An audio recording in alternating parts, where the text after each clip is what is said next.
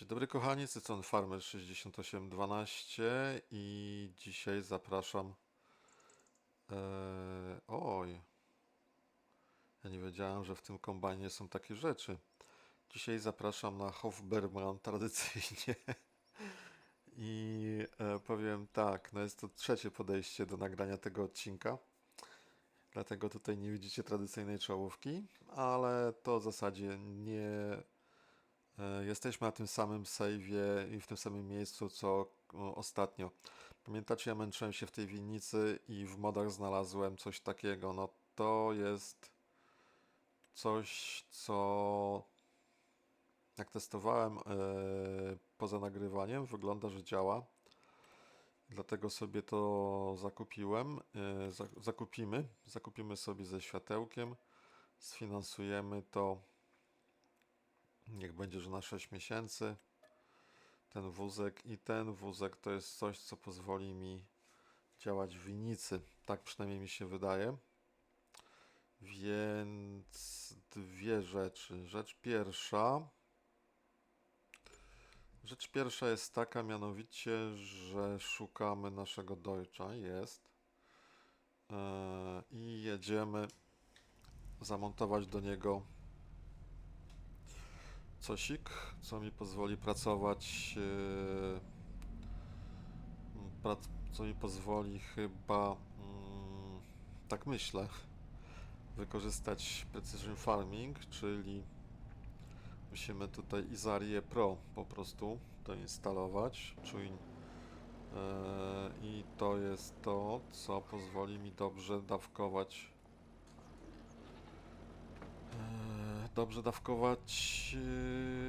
po prostu nawozy, tak? Ewentualnie gnojowice. Dobra, jesteśmy w warsztaciku. No i tu znowu czeka nas wydatek kolejny. Po pierwsze napraw, a po drugie modyfikuj. I byśmy chcieli mieć Izarię. No i miejmy nadzieję, że to wszystko pięknie zadziała. Teraz Warrior 500 dokładamy. No dlaczego? Jaka tutaj jest różnica? Aha, że jest napisane Warrior. No, już ten Warrior to mnie tak bardzo mocno nie rusza. Chociaż jak jest Warrior, to mogę kolor wybrać, nie? I na przykład wziąć taki szary dla odmiany. Tak, ale to mnie kosztuje zmiana tego koloru aż 2000 z haczykiem, ile dobrze widziałem.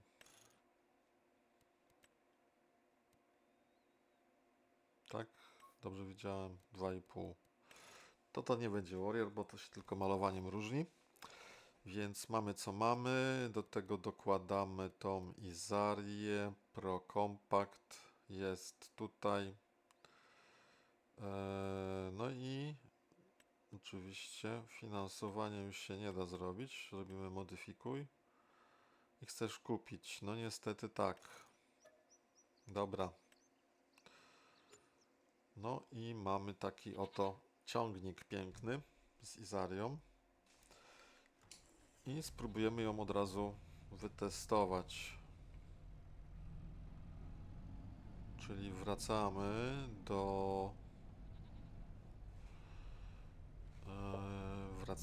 do naszego obornika i pojedziemy na tamto drugie pole i rozrzucimy trochę tego obornika, zobaczymy z jakim skutkiem.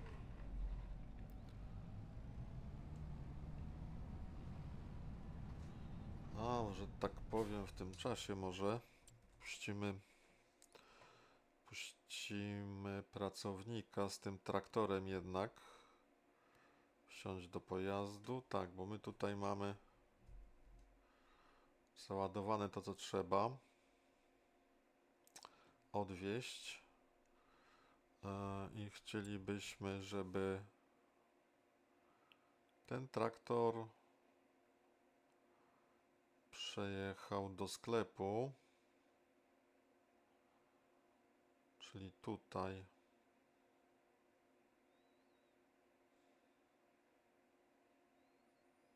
No na przykład tak. W Pytanie tylko, czy on się ruszy.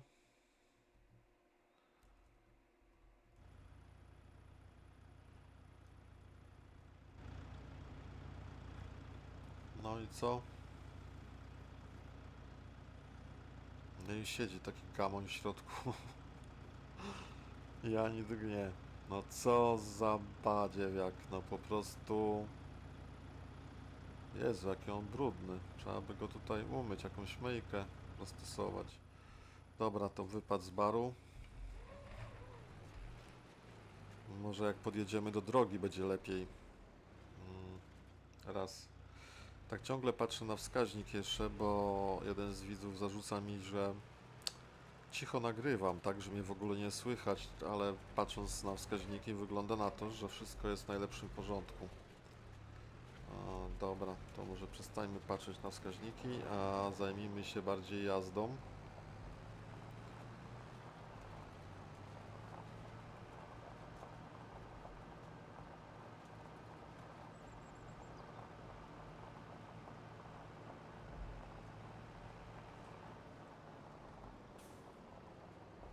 No dobra, teraz go może puścimy, może gdzieś dojedzie teraz.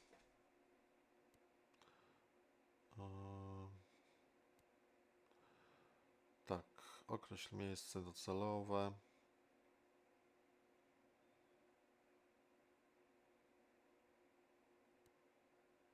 No i pojedzie. No ani drgnie dziad jeden. Oni tutaj ewidentnie nie potrafią jeździć. Dobra, słuchajcie, widzimy się w sklepiku, bo tą drogę to wydaje mi się, że już całkiem dobrze znacie, jak oglądacie oczywiście moje cudowne odcinki.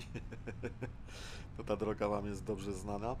Chociaż możemy się kawałek przejechać, bo on też tutaj nieźle pędzi, a klimaty są... możemy nawet to wywalić. Klimaty są jesienne, bardzo pięknie. Wszystkie drzewa są malowane na złoto. W kolorach... O, tak jak widzimy, zobaczcie, fajnie to wygląda.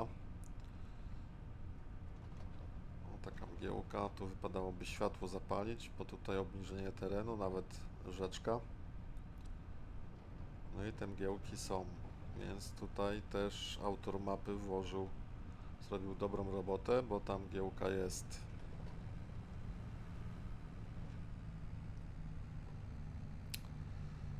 No dobra. Dlaczego tutaj jedziemy platformą? Otóż dlatego, że no, tamten wózek jeździ bardzo wolno, jakieś 10 czy 12 na godzinę i dowleczenie się tym wózkiem do winnicy to będzie trwało latami, że tak powiem, więc troszkę nam to nie pasuje.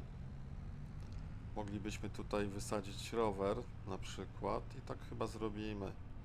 Wysadzimy rower, a zabierzemy wózek. Bo stąd rowerem już dosyć łatwo można dojechać do naszego gospodarstwa. No i teraz tak, jak to się... O, dobrze. Leży. Depniemy wszystko.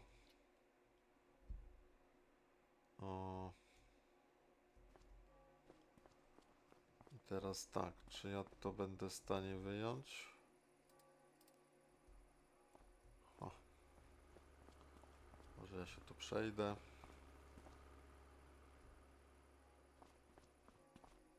O. Ile to waży? 300 kg? 0,3... Nie, czy ile? No to jest interesująca opcja. Dobra, rower to wiadomo, że każdy potrafi podnieść. Hop.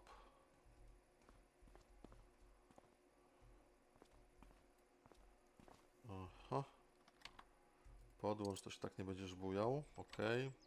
I to jest właśnie ten mój game changer, czyli wózek niestety elektryczny, ale mam nadzieję, że w ostateczności uda mi się jakoś wyprodukować. O, to podniesiemy. Uda nam się jakoś wyprodukować. Nie w tą stronę, bo do tyłu jadę.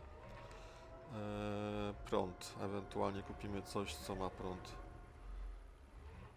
Czekajcie, jak ja mam tu teraz wjechać? Tak. Pomalutku, powolutku. I do góry.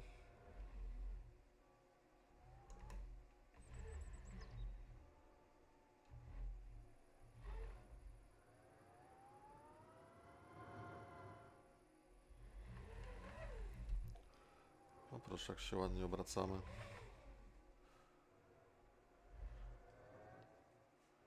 No dobra, to jesteśmy. Hop. Zaraz go zepniemy. Dobra, powinien być zapięty. No i możemy wrócić do winnicy. Ale wcześniej, zanim wrócimy do winnicy... Albo dobra, wracajmy do winnicy, bo chciałbym wykonać 7 czynności naraz i niestety nie dam rady, więc tu Was opuścimy na momencik i zaraz się widzimy w winnicy. No to jesteśmy i ten widok zawsze mnie tutaj cieszy, tej winnicy. No, widzę, że wjazd ja nie specjalnie spowalniam, on się po prostu tak spowalnił sam. Tutaj, czy ja mam to na maksa? Dobrze, kontrola dźwięku, raz. Okej. Dobrze, może by wypadało faktycznie jakiś lepszy silnik do tego Landiniego zamontować, ale póki co mamy co mamy.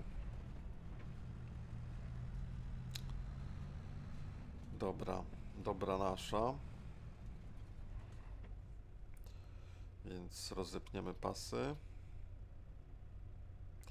O kurczę, bo ja miałem klapy opuszczone, może dlatego miałem taki problem z wjazdem.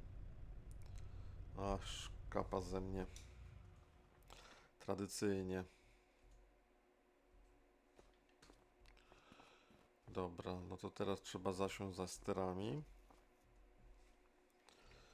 I to jest maszynka. Hop. Zobaczcie, jak elegancko zjechane. Dobra. Wyłączona. To moglibyśmy podnieść, tylko trzeba pewnie zapalić maszynę. OK. Czy to będzie potrzebne? Nie wiem, może niekoniecznie. Na razie to odholujemy. A coś ma w środku? Nie, jest 0.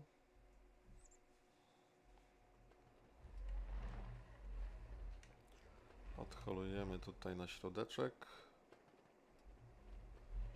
OK, niech czeka. No. Taki ten wózek dla mnie, on robi robotę, bo zobaczcie, co tutaj się dzieje. Wchodzimy, odpalamy.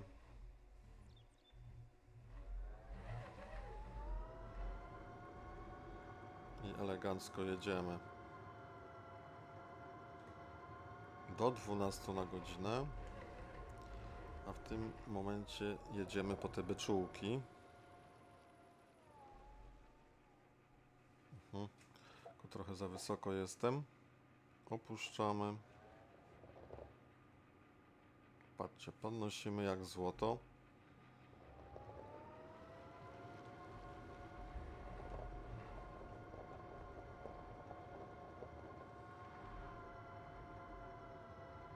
No i to jest to, o co chodziło.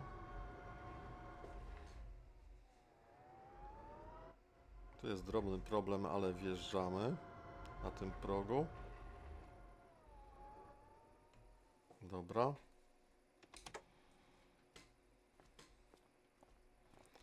I to prosimy napełnić. No i takim wózeczkiem ja mogę się poruszać zarówno takim paleciakiem tam na górze, jak i tutaj. Praktycznie ten jeden sprzęt mi wszystko tutaj opędza. Płatność miesięczna 761. Skąd on ma już 3% błota, to tego to nie wiem.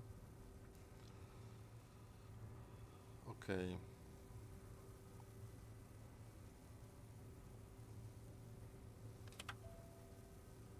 No, żeby nie było, że muszę znowu silnik zapalić, bo tutaj ciągle to mruga. No, napełnianie w tym miejscu tych beczek nie jest za szybkie. No, ale ta mapka jest tak zrobiona, żeby raczej grać nieśpieszno. Jak widzicie, też przejazdy automatyczne też nie bardzo działają. Nie wiem dlaczego. Nie pytajcie.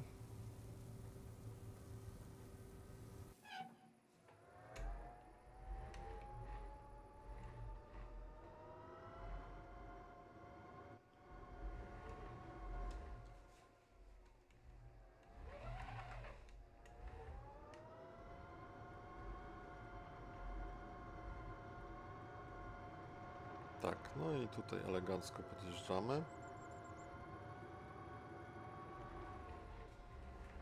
Wózek bardzo zwrotny, naprawdę.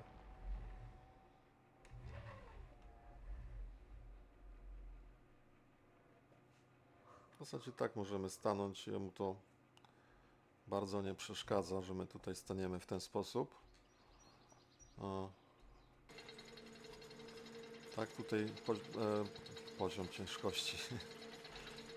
Punkt ciężkości jest na tym silniku i to nawet jest dobrze na tej maszynie zachowane. Tak to tutaj faktycznie jest, jak na razie.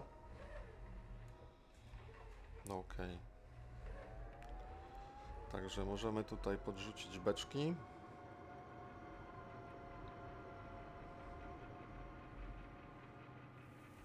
I one tu się pięknie rozładowują.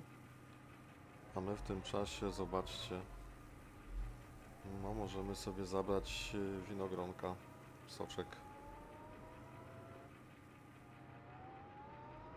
Tak jest i go tutaj sobie na paleciak zapakować. Hop.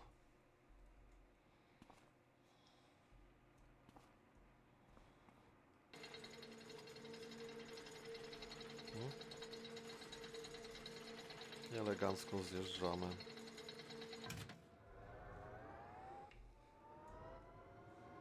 Możemy też w pierwszej osobie pojeździć oczywiście.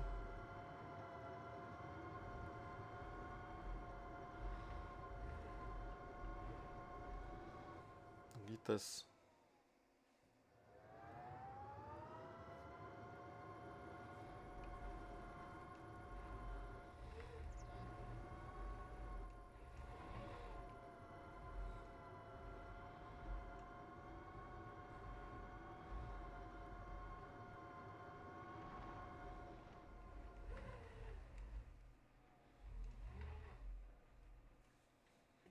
No dobra, stoimy.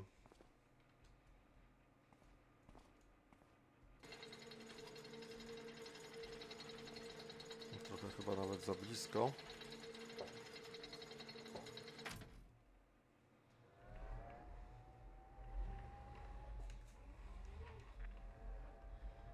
To jest kolejna paleta dostępna.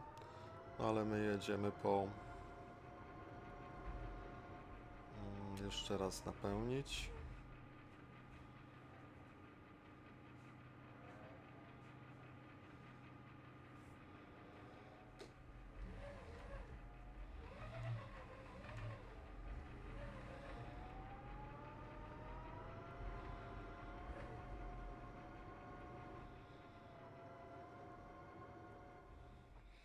Tak, dla mnie to zupełna jest rewolucja, jeśli chodzi o pracę tutaj, bo wszystko idzie gładko i w miarę płynnie. I tutaj nawet ten sześcian Mauser, jak to mówią, również by się elegancko sprawdził.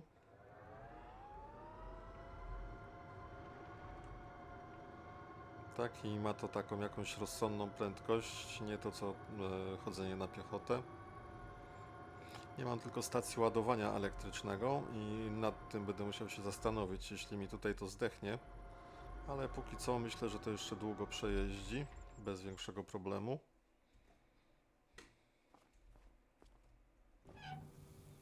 Dobra. A nim to się naładuje, to możemy jeszcze raz tamtego użyć, żeby zdjąć te winogronka.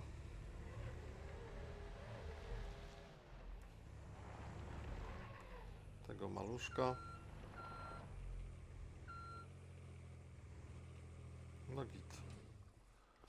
Powinien sobie poradzić w tym miejscu.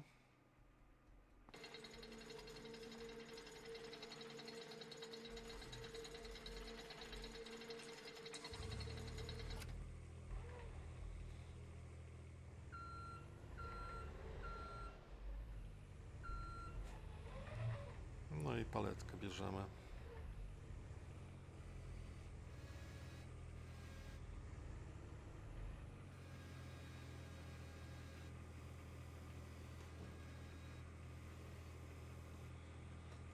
Okej.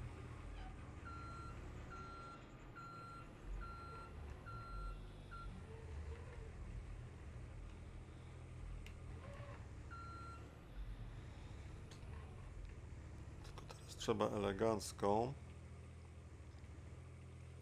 wycyrklować. O. Myślę, że jest ok. To odjazd.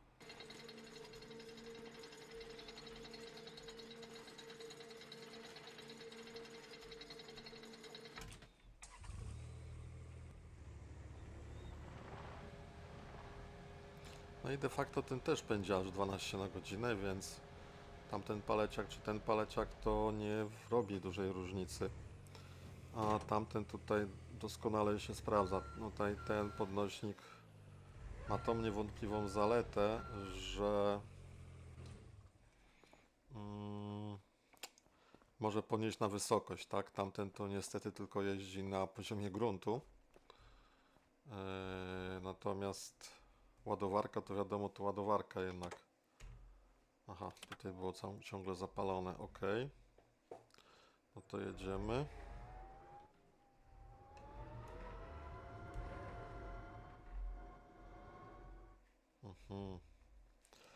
To jednak trzeba było chyba podnieść. Ha, ha, ha. Opuśćmy.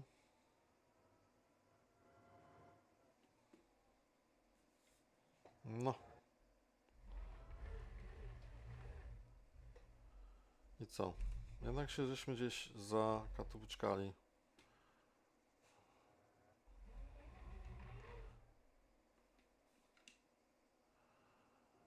Na jakimś tutaj... No niestety, na jakimś tutaj...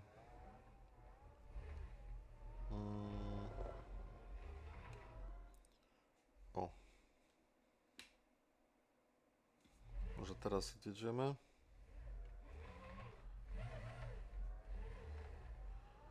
No, nie jest to, widzę, wolne od wszelakich błędów, ale jeździmy, damy radę.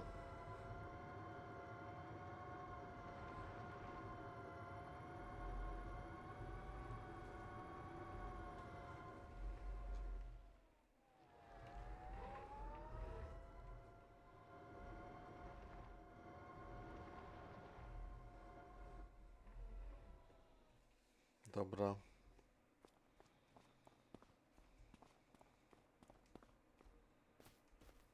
To znowu w ścianie wylądowałem. To może teraz? Tak, troszeczkę. Nie, znowu ściana. No co za... Dobra. No tutaj ten budynek ma taką tutaj przywarę, że niestety można dosyć łatwo wylądować w tej ścianie.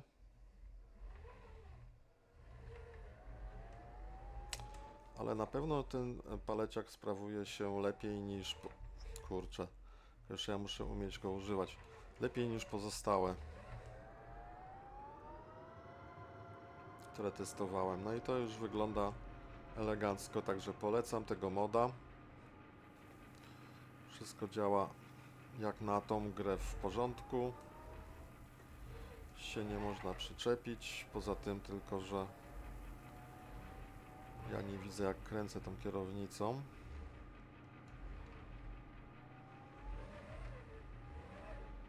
Dobra, w górę.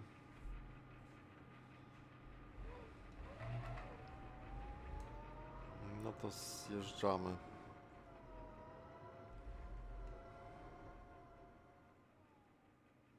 Troszeczkę jeszcze. Stop. Hop.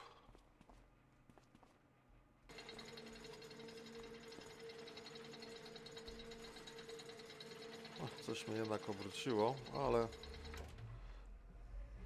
nie tak mocno jak mogłoby. Dobra.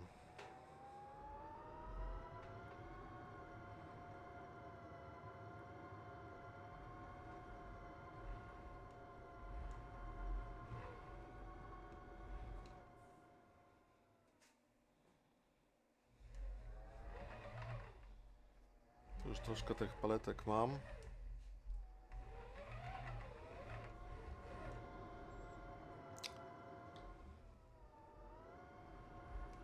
Tak sobie myślę, że tego gościa tutaj to tak trochę średnio postawiłem.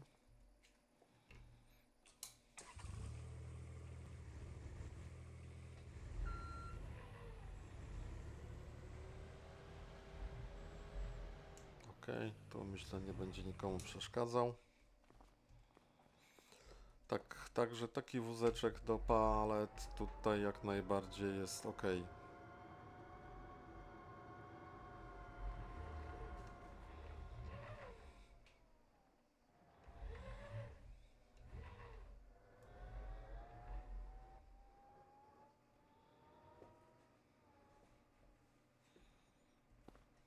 Dobra. Odjazd. Hopaj. No jest po prostu elegancko, słuchajcie, no co by nie mówić, jest elegancko.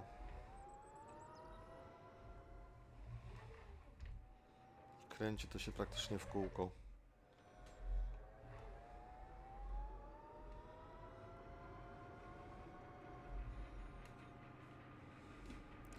Ile my tu tego mamy?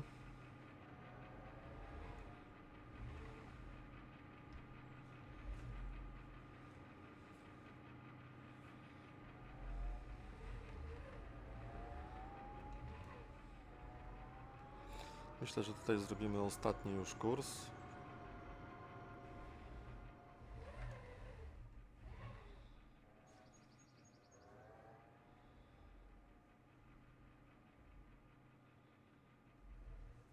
Dobra.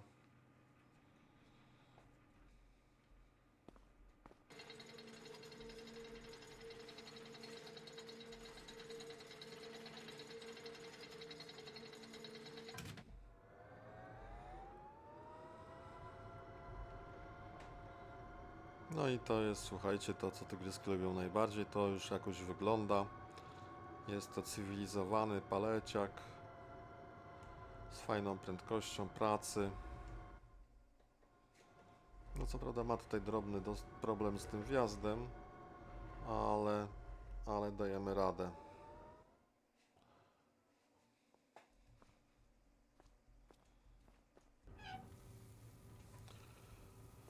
Dobra, tego napełnionego może paleciaka tutaj zostawimy.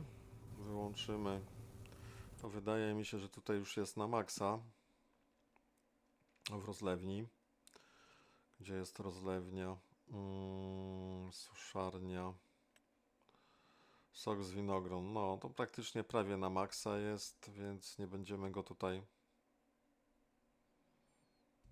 w tej chwili wieść. My wrócimy do naszego tamtego traktorka.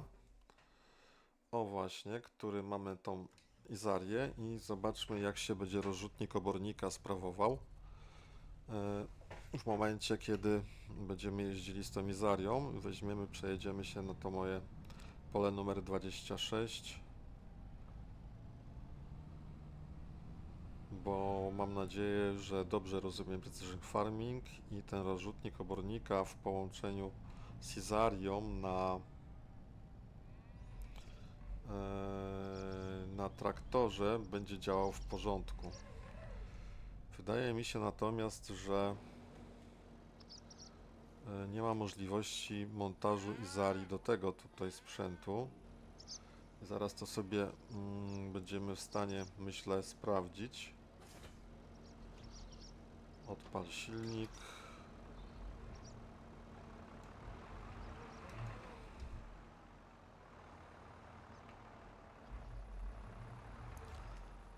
Tu zaparkujemy ukrówek. A sami weźmiemy tą przyczepę.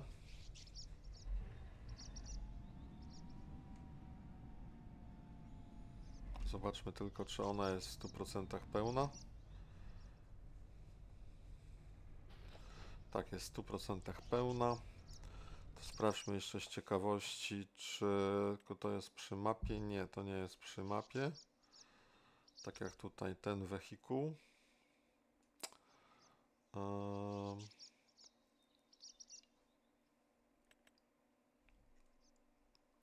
też nie jest beczka przecież. W tych też chyba go nie ma.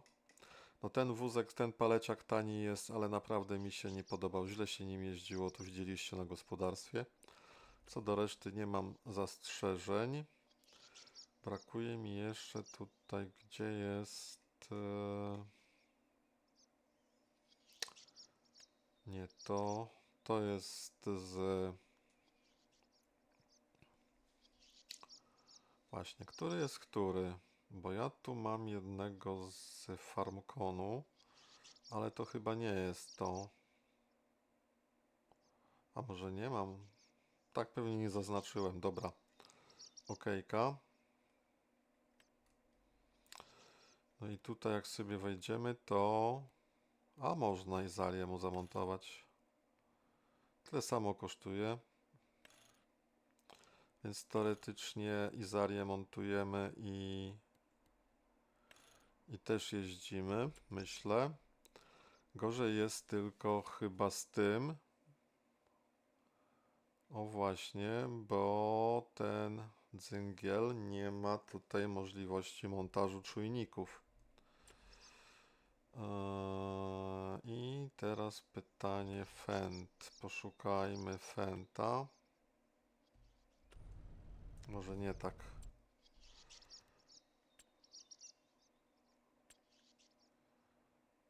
Fendt. Szukaj.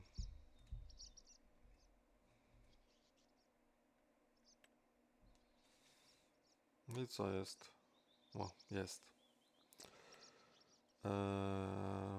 Ten jest zmodowany, ale to jest to nie to. Gdzie jest opryskiwacz? A mam jednak z Farmconu.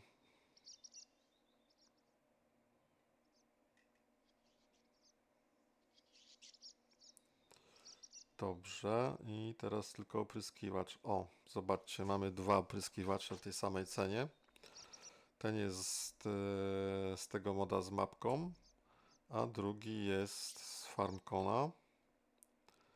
I słuchajcie, na tym drugim możemy zamontować czujniczki. Co prawda to kosztuje 30 000, ale możemy je osprejować wtedy.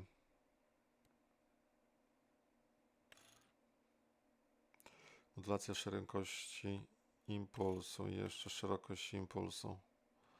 No i w sumie taki opryskiwacz kosztuje aż 46 000. No, ale tak trzeba będzie zrobić, jeśli będziemy pryskali. Trzeba będzie wymienić, tak myślę, że trzeba będzie wymienić o to. No i gdzie to jest to?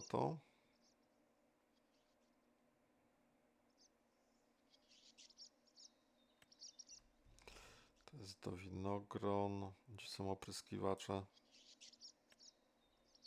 O tutaj, on już tylko 2800.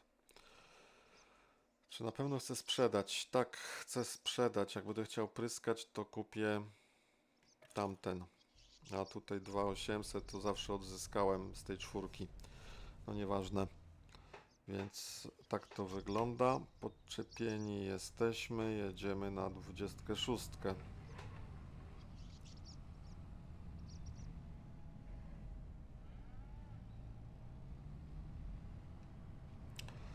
Czyli co nieco podszkoliłem się troszkę z tych precision farmingów. Mi się wydaje, że ta Izaria temat załatwi i będę mógł to spokojnie rozrzucić. Zaraz to się właśnie wszystko okaże. Tu jest ciekawa droga w takich parowach z zakręcikami, żeby się nie rozbujać za mocno, nie? Tutaj autor mapy zadbał, żeby się za bardzo nie rozpędzać. Zobaczcie, hop. Taka fikuśna ta droga. I na końcu tej drogi jest nasze pole, na którym mieliśmy ostatnio chyba soję. I ja myślę, że tą soję chyba jeszcze raz posadzimy. Nie wiem, czy to dobry pomysł, no ale soja by mi się przydała, bo dla świnek. O teraz tak, coś źle Rzech pojechał. Bo to zupełnie w stronę przeciwpołożną trzeba pojechać, czyli minimum gdzieś tutaj. Nie, bo tutaj gdzieś po lesie jadę w ogóle. No cofaj, cofaj, tylko w drzewo nie wpadnij.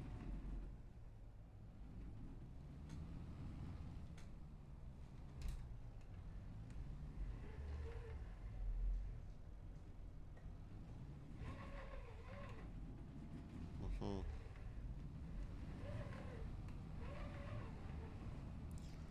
To się tutaj wpakowałem, widzę. Nie licho.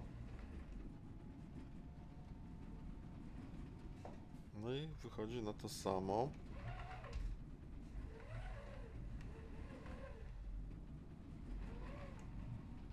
O, ale teraz ominąłem drzewo przynajmniej. I dam radę tutaj zawrócić. Dobra, muszę się nauczyć, że to pole tutaj jest po prawej stronie.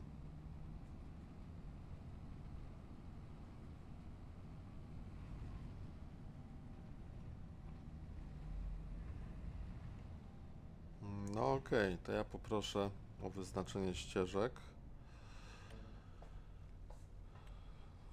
na GPS-ie. Okej. I spróbujemy tak pojechać. Zobaczymy, jak to będzie wyglądało tym razem.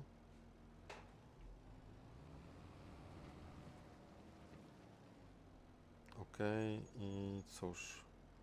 Wypada nam to chyba opuścić. Jeśli to nie jest opuszczone, to się nie opuszcza, to tylko włączyć, rozumiem.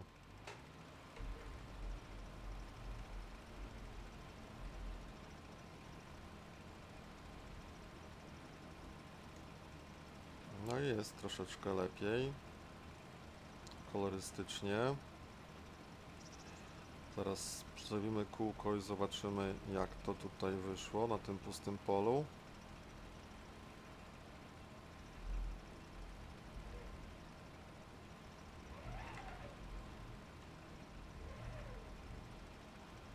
Troszkę takie eski floreski robię, no ale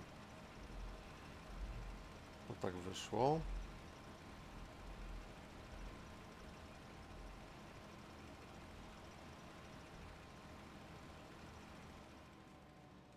Dobra.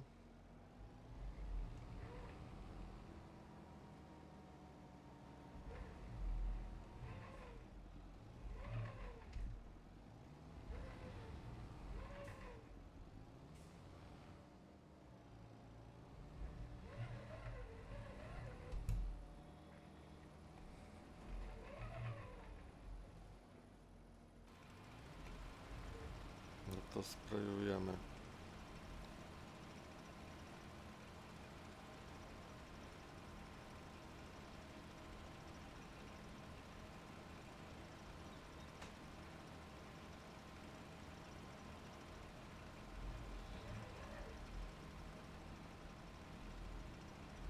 Okej, Przesiadamy się na drugą nitkę.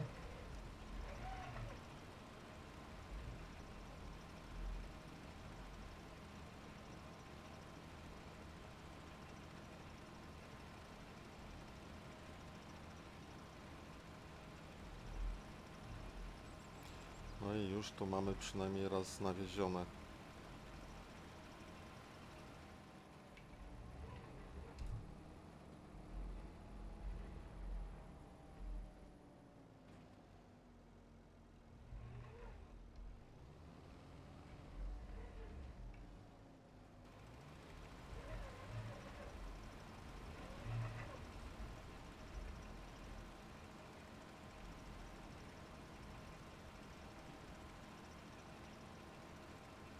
No, całkiem fajnie to wygląda.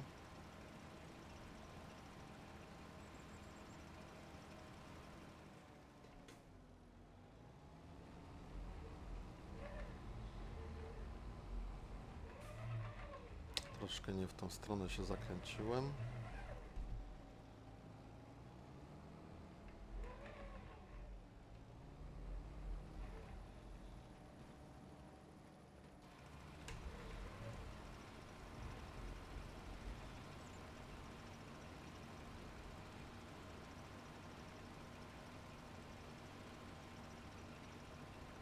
Tu jeszcze nie ma uprawy, więc myślę, że nie ma się do czego przyczepić, czy jest przenawożone, czy nie. Wydaje mi się, że ja to rozsypuję, mimo tego, że chyba nie powinienem.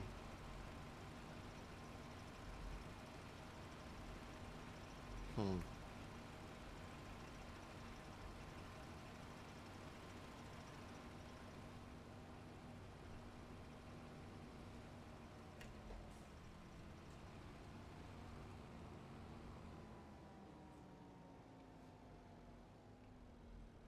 No i mi zabraknie tego materiału.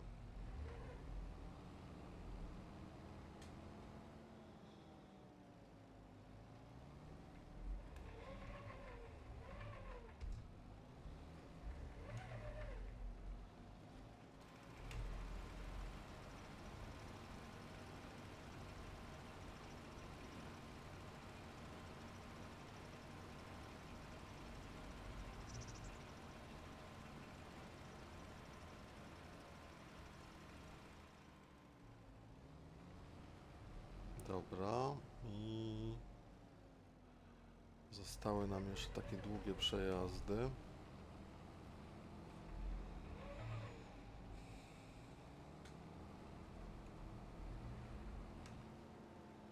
I ten przejazd to się raczej nie wykona, bo nie mamy aż tyle kompostu.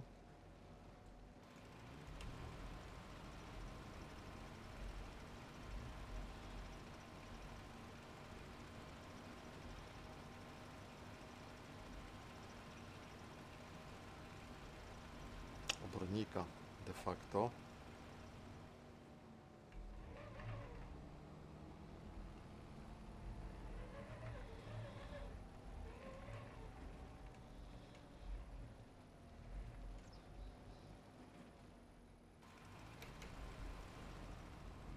No i się skończyło.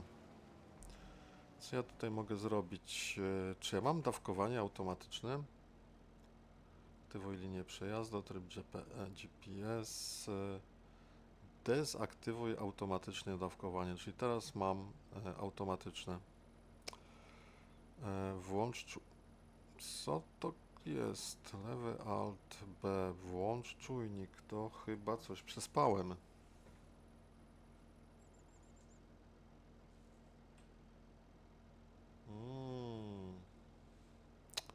Widzicie, takie coś, trzeba go najpierw było włączyć. To jednak trzeba sobie tutaj takie menu zawsze mieć otwarte. I wtedy sprawa jest jasna. Zobaczymy, jak to wygląda.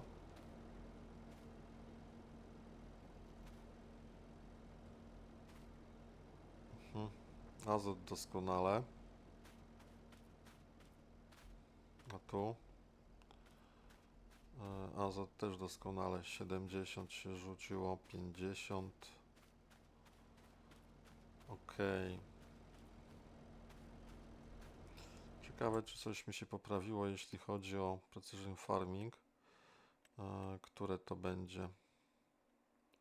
57, no nie wiem, czy coś się tu poprawiło.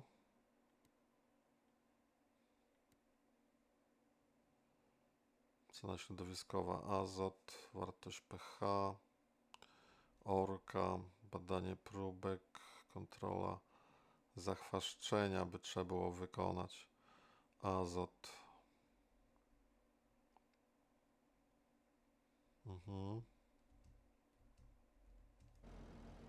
No dobra. Jedziemy jeszcze napełnić w takim razie przyczepkę.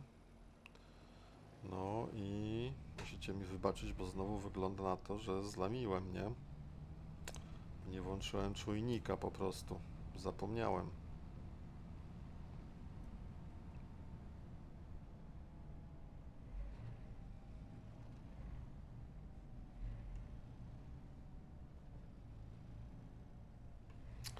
No i znowu się zgubiłem.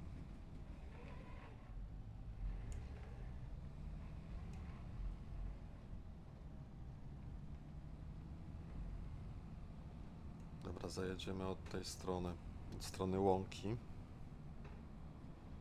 Może to będzie nawet szybsza droga. To jest taka przecinka, o właśnie, którą mogę wykorzystać. I tutaj wjeżdżam na swoją łąkę, nie? I o ile dobrze pamiętam, to zaraz będziemy tutaj mieli przepyszny wjazd na tej górce. Zaraz za tymi krzaczorami. Można by sobie tutaj nawet drogę zrobić. O, właśnie tutaj.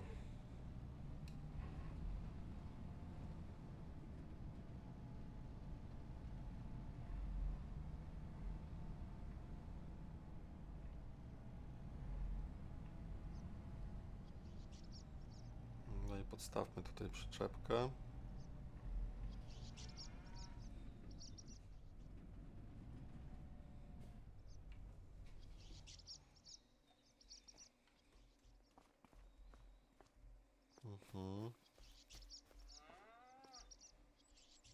Musimy włączyć szmijkę.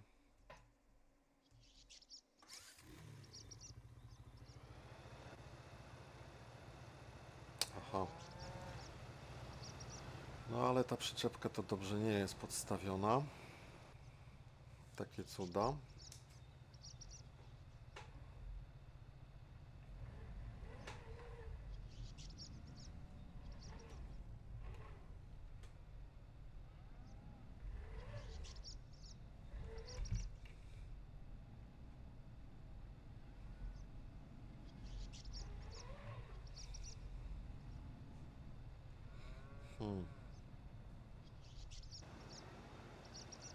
No to tak ja to źle widzę. Dobra, to z takiego widoku będzie mi tu łatwiej podjechać.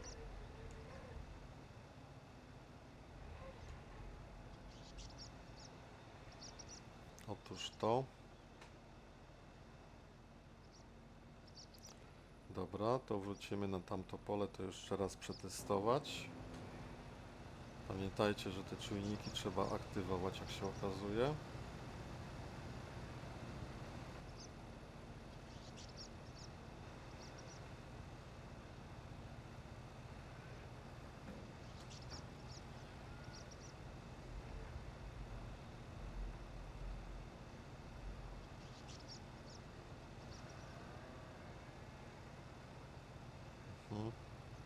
To chyba ta żmijka wszystko złapała, mam taką nadzieję.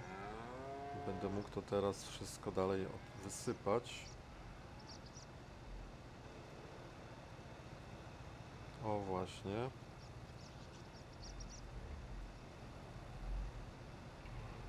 Dobra, dalej tutaj się nie przemieszczę.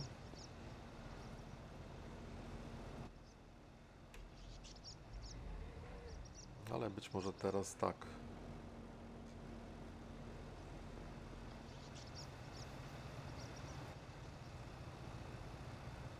Tu jeszcze widziałem, jest jakiś obornik.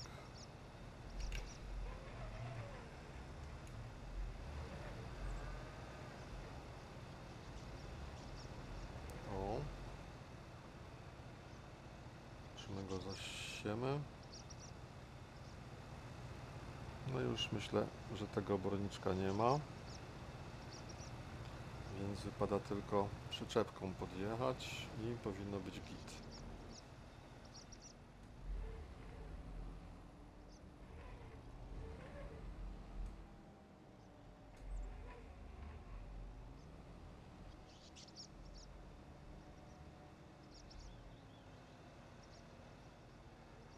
No dobra. Tę żmijkę można wyłączyć.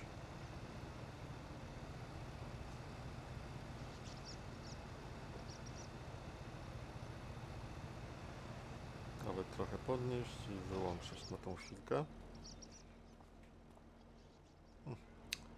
A można by ją nawet odjechać troszkę i zamknąć po prostu.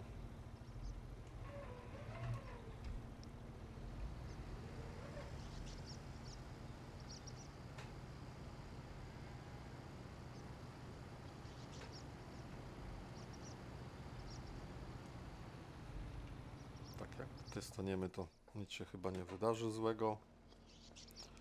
A my zobaczmy, czy włączona Izaria Pro wyłącz czujnik upraw. No właśnie jest teraz włączony, więc zobaczymy, jak to będzie wyglądać.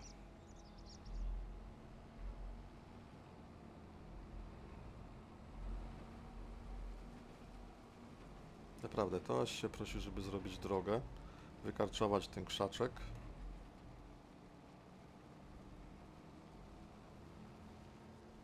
Ewentualnie tutaj drugą drogę.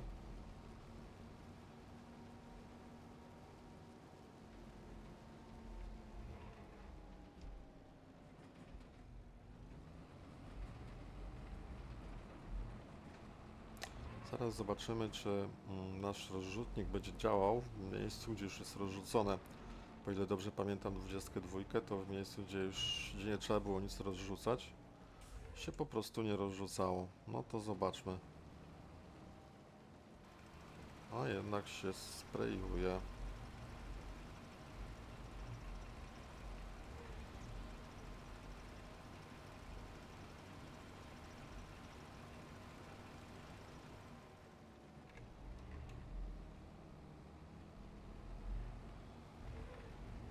Hmm.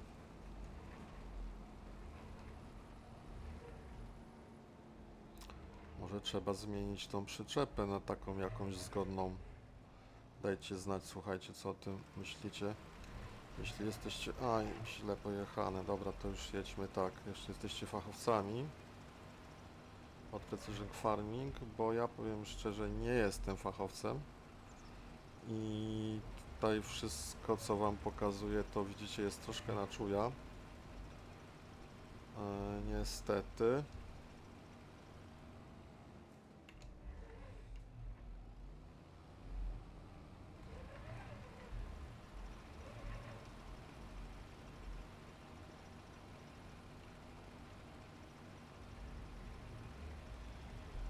No dobra. To mamy to chyba zrobione, mniej więcej.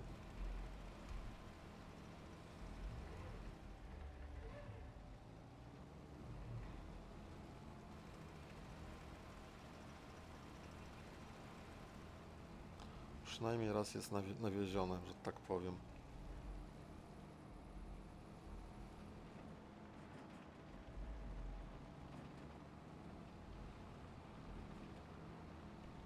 Teraz gdzie to były te krzaczory? Chyba tu.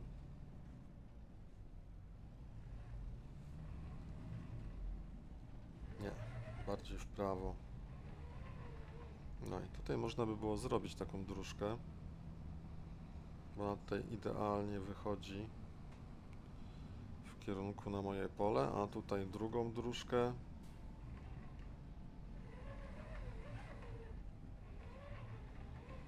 Żeby było łatwiejsza do zjazdu nawet. Ok, no i myślę, że przyczepkę tutaj zostawimy.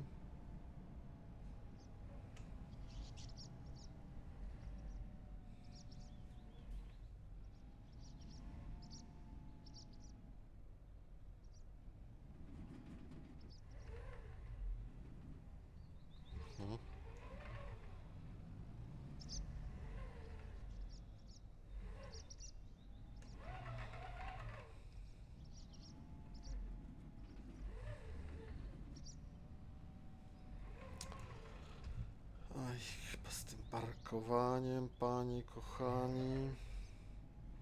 Nie tak.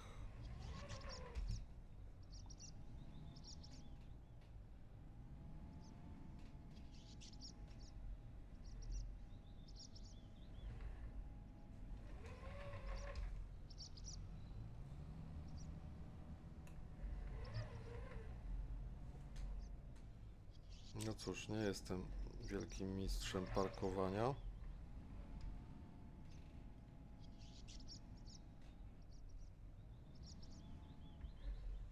Nie no, ewidentnie z tej pozycji nie zaparkuję tej przyczepy.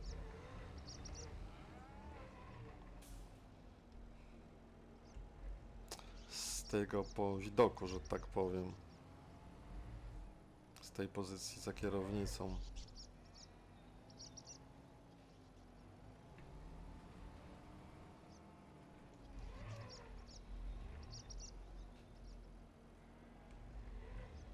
Dobra, niech tutaj zostanie już, bo przecież to jakaś dramat, co tutaj się dzieje. Izaria jest włączona, tak, cały czas. Ale to tak dobrze nie działa. No zobaczymy jeszcze w takim układzie. Jeszcze raz zobaczmy. I zróbmy test na polu numer 2. Tylko weźmy w takim razie beczkę albo zobaczmy coś innego. Rozrzutniki obornika, które są w podstawce. Czy one są gotowe na Izarię? Nie wiem. Tutaj żadny nic nie jest napisane, że... Aha, jest tylko system rozrzutu, dobra.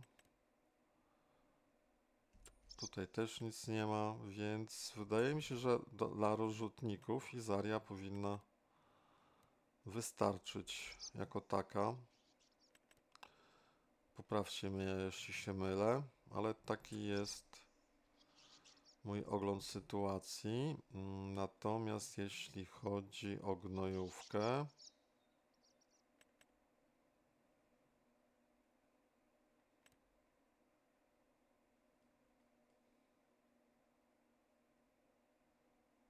no to chyba sytuacja jest identyko, słuchajcie. Bo w podstawce mamy takie rzeczy, jakie mamy.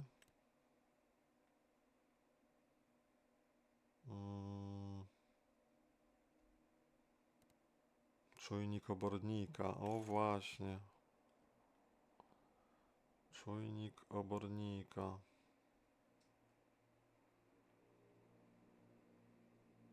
Sorki, sorki.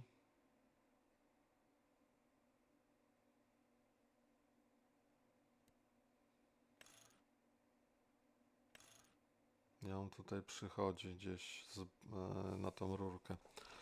Czyli co? Niektóre jakby wyglądały, że są lepiej przystosowane. No właśnie, to też czujnik obornika John Deere. Można włożyć. FarmTech nie. Światło robocze, konfiguracja. Jakaś różna konfiguracja. Ale jest też czujnik obornika. No i mamy jakieś wielkie i czujnik obornika. No i teraz pytanie za 2 punkty, czy do naszego możemy sobie czujnik obornika zaczepić?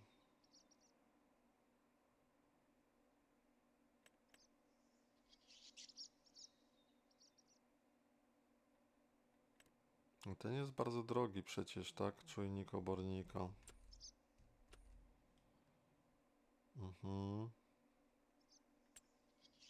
No a w naszym...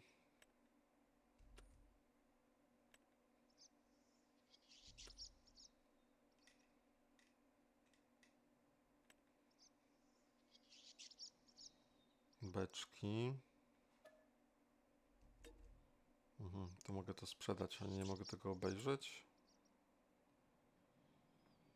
Zawsze mnie to, że tak powiem, irytuje, że w tym miejscu nie można tego pooglądać, tylko trzeba posiłkować się takimi czymś.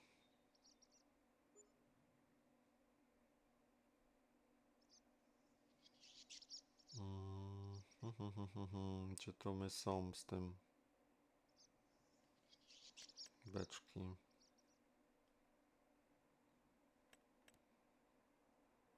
No właśnie, on po prostu rozlewa.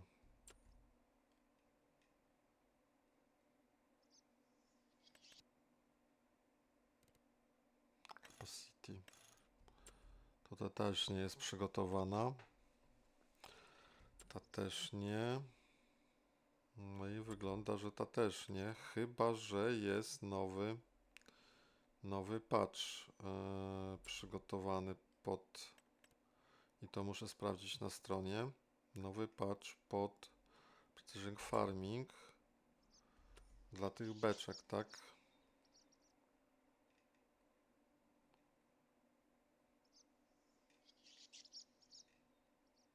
Hmm. No dobra. No to już byśmy wiedzieli, że tą gnojówkę trzeba rozlać po prostu przed zasianiem, posiać, a w ramach siewu tam są czujniki. Bo teraz pytanie, jaki my tu mamy jeszcze ten siewnik. Czy on też jest przygotowany pod Precision Farming? Czy też nie? Siewniki.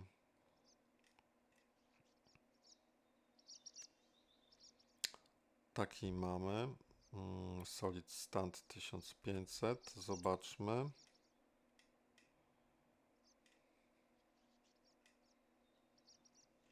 Gdzie są siewniki? Mamy tego.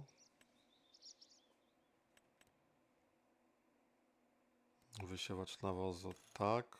I to jest na tym koniec, słuchajcie. A zobaczmy początek stawki. Chwastownik jest od razu.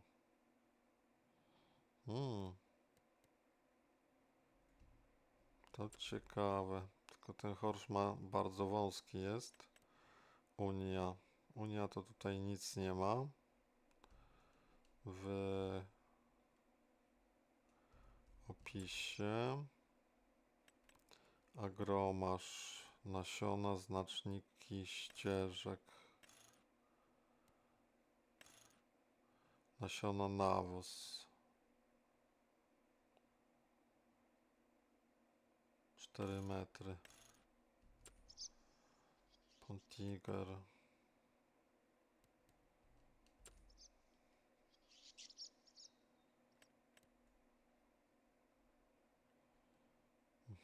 Mamy kuna i tu nic nie wiemy. Mamy takiego dużego kuna. Też nic na jego temat nie wiemy. 9-metrowy. No takiego to nie widziałem, szczerze mówiąc. Nieużywany był przez nikogo. Gdzie ten obciążnik ląduje? Aha, tutaj. Jest to dociążane.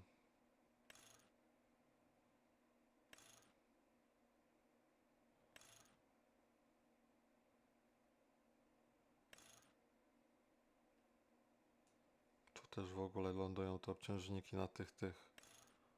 Tak, tutaj są dokładane najpierw, a potem tu jest dokładany.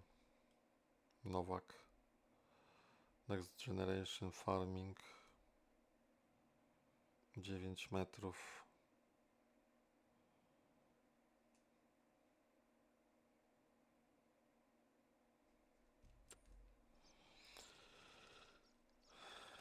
No i Lemken.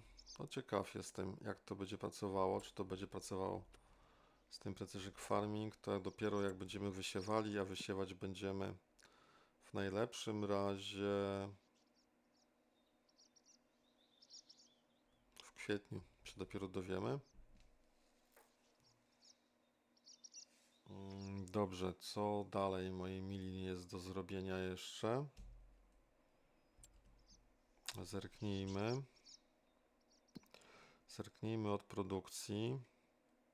Rzeźnik chyba stoi pusty. Zaraz to sprawdzimy. Ale też my nie mamy co wywieźć, tak? Maluchy mają troszkę... O, TMR wypadałoby chyba zrobić. Troszkę TMR-u i troszkę mleka. W chlewiku jest jak jest.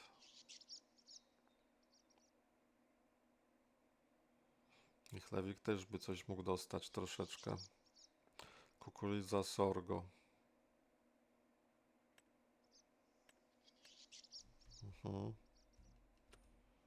No dobra. To zaczniemy chyba od produkcji TMR-a. Nie od powrotu na gospodarstwo. Czyli tu. A żeby wypakować TMR, to będziemy potrzebowali na pewno widły.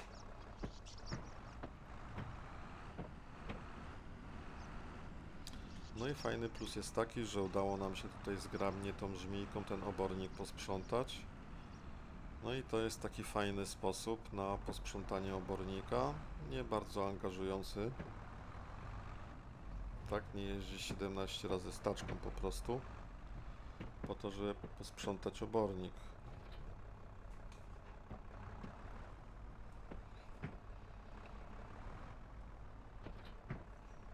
Dobra. Zobaczmy, jak tam nasze serki. Mleczko tak naprawdę.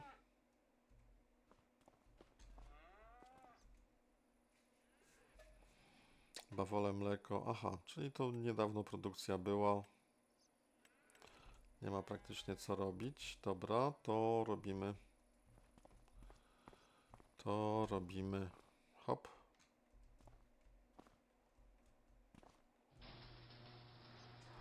O, to robimy TMR-ek.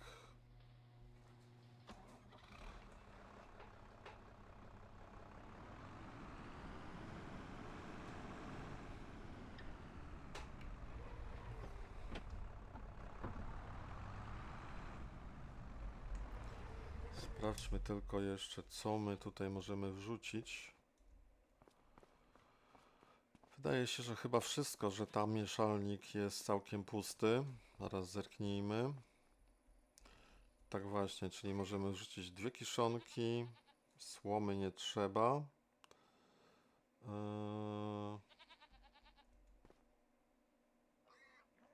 Ale też chyba tutaj się wrzucało, jak mi pamięć nie myli, jakąś trawę.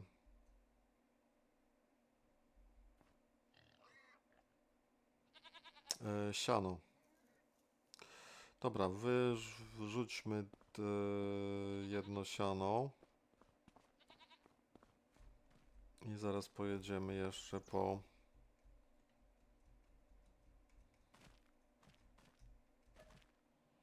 Bela siana. Bella. Może nawet 2. Ok.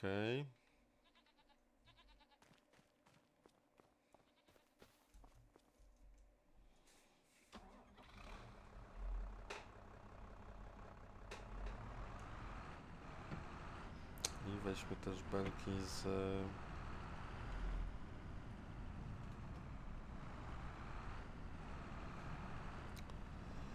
kiszonką. No, weźmy to, co tutaj leży pierwszy z boku.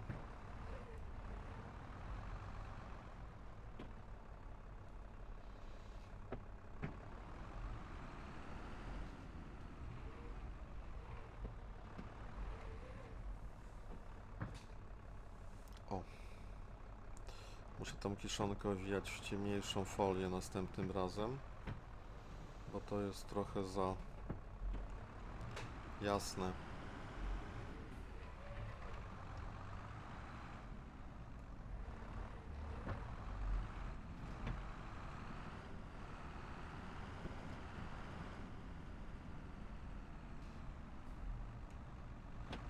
No i pięknie jest. Podjechane. Tak właśnie, trochę bez przesady. Jeszcze trochę.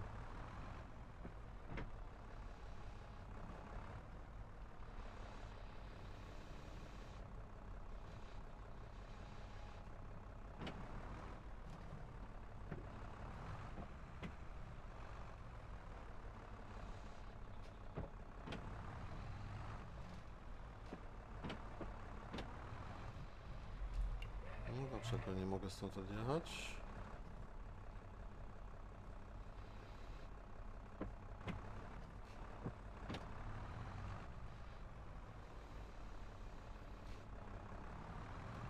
No, dobra, w końcu wpadły. Chyba za nisko tutaj stałem. Zobaczmy jeszcze teraz, jak to wygląda.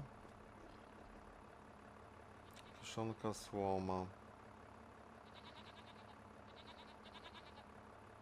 No wydaje mi się, że jeszcze jest potrzebne siano, no bez kitu. Do TMR-u.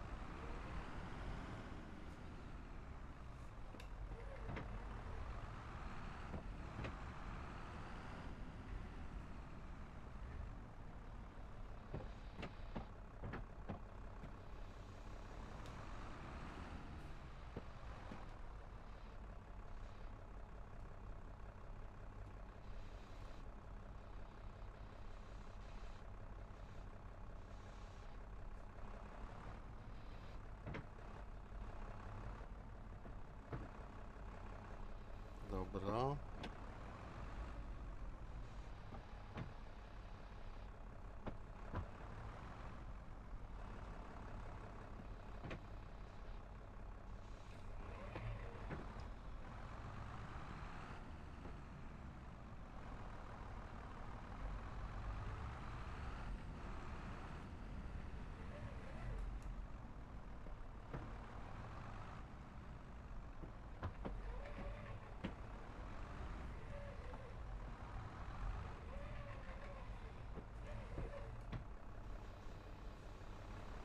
Hop. Precyzyjne manewry, słuchajcie.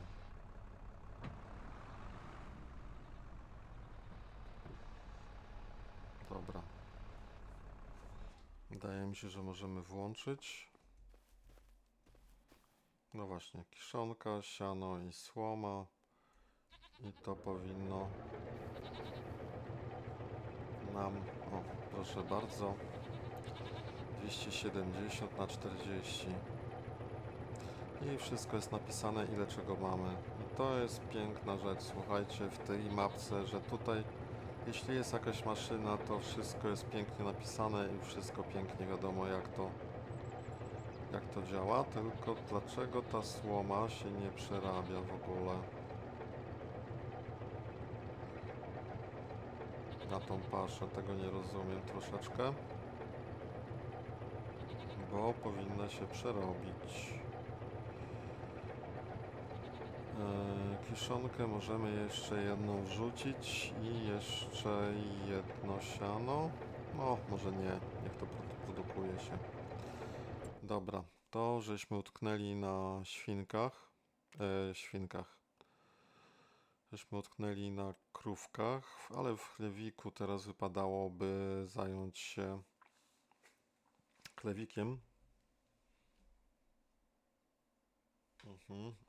I myślę, że się tym zaraz zajmiemy, tylko zerknijmy jeszcze jak tam rybki. Karma dla ryb, ścieki, ryby i co?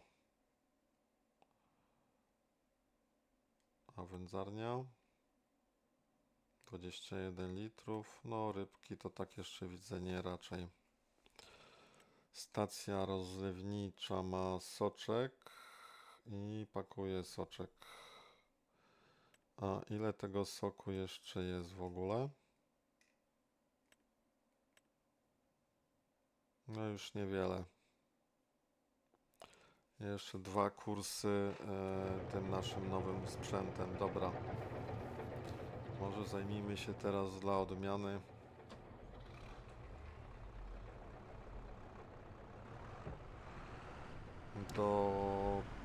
wiezieniem jedzonka dla prosiaczków, ale będę próbował zrobić to w częściach, czyli weźmiemy sobie karmę, weźmiemy sobie składniki po prostu tej karmy i zobaczymy, czy nam się ta operacja uda.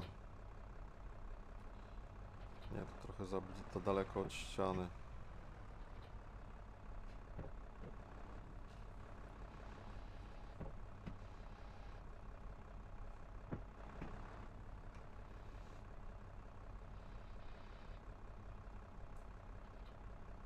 Dobra.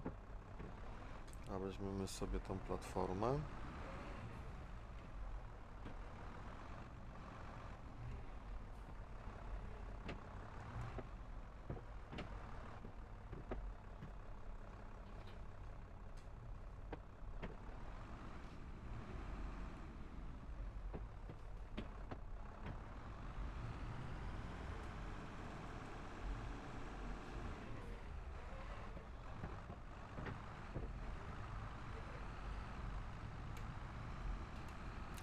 Idziemy do naszego silosu i weźmiemy potrzebne stamtąd materiały dla świnek.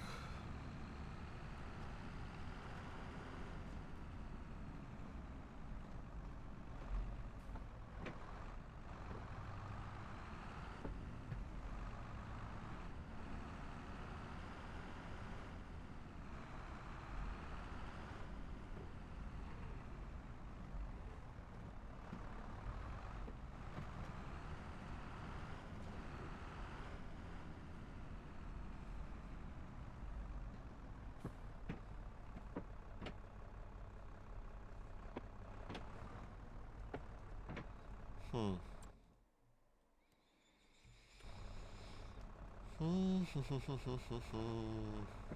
O, tutaj trzeba było podjechać. Teraz tak, chcemy, właśnie, co my chcemy, co świnki chcą w kosmosie.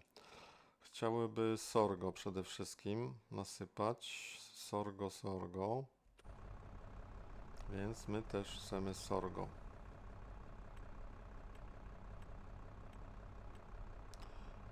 Sorgo nie mam. A mi się wydawało, że ja mam sorgo. Mam soję.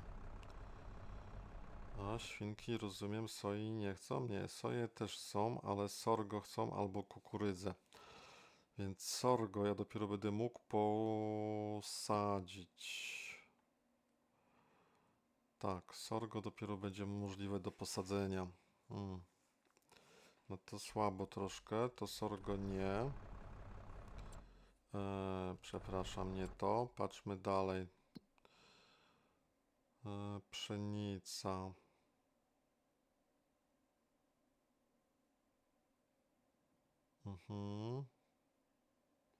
Moglibyśmy wziąć pszenicę i rzepak, słonecznik, soja.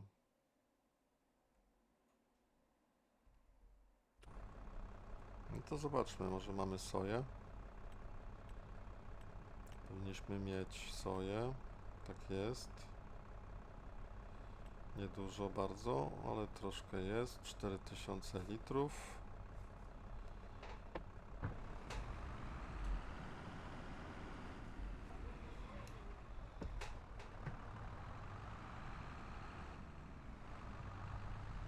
W zasadzie tyle to nie potrzebowałem brać tak naprawdę.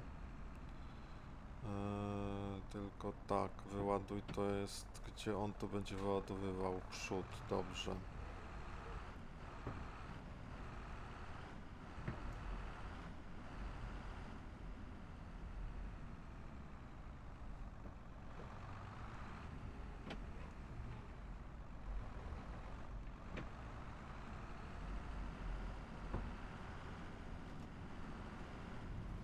Bo plan jest taki, żeby tutaj oczywiście nie wjechać, tylko wrzucić ze dwie taczki. O. Na razie byśmy na tym poprzestali. Taczka jest tutaj z sianem. Mam nadzieję, że to całe siane będę mógł tutaj teraz wywalić. Aha, to jeszcze by się przydało otworzyć. No.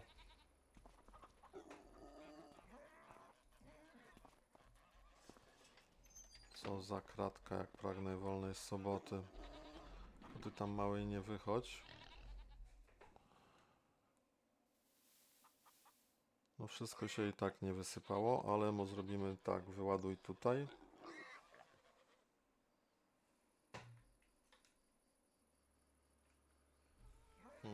Brak miejsca na siano, no nie szkodzi. Nie mogę jej wykonać w tym miejscu, to ciekawe.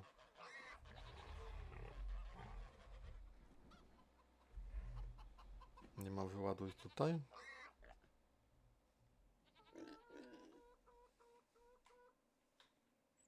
No dobra, to pojedziemy gdzie indziej.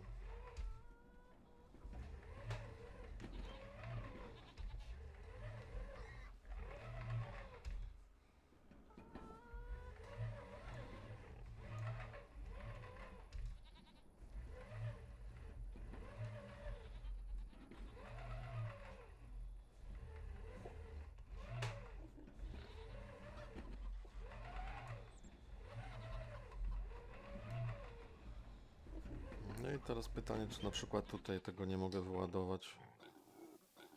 O właśnie, i ja sobie potem to załaduję.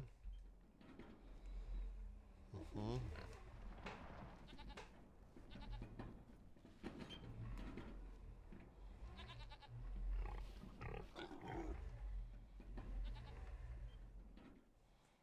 Okej.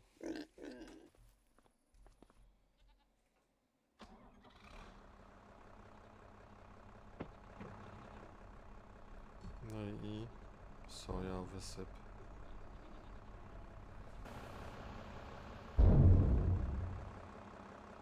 Jezu, jaki dźwięk.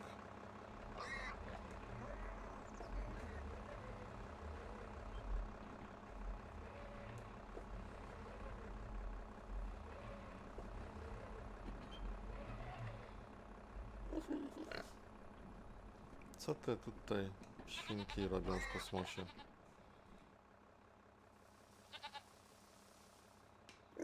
Dobra.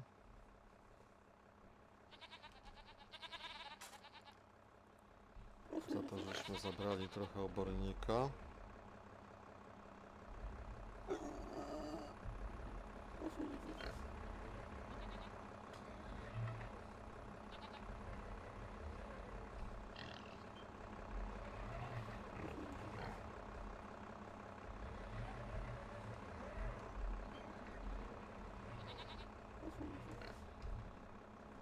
No i okej.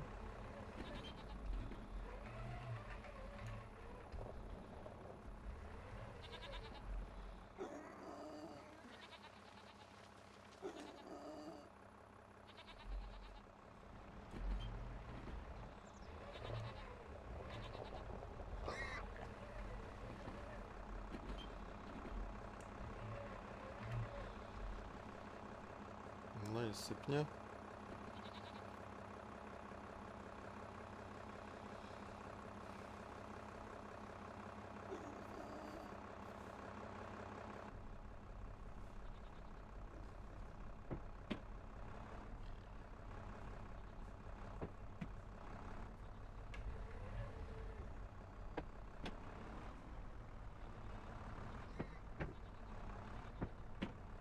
Okej.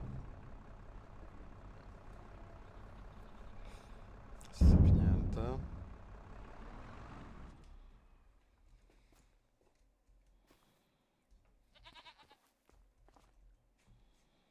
No i git. Może zróbmy większe kółko.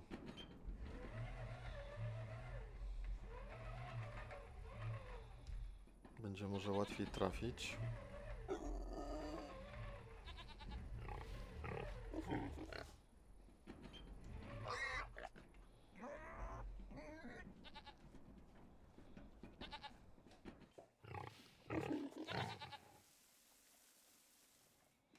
Dobra, mamy dużo soi. Do tego pokarmu już dużo nie damy. Trochę tylko jeszcze pszenicy.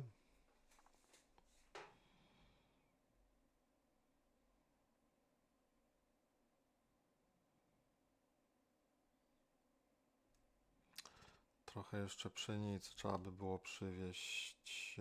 Kukurydza, sorgo. Dobra.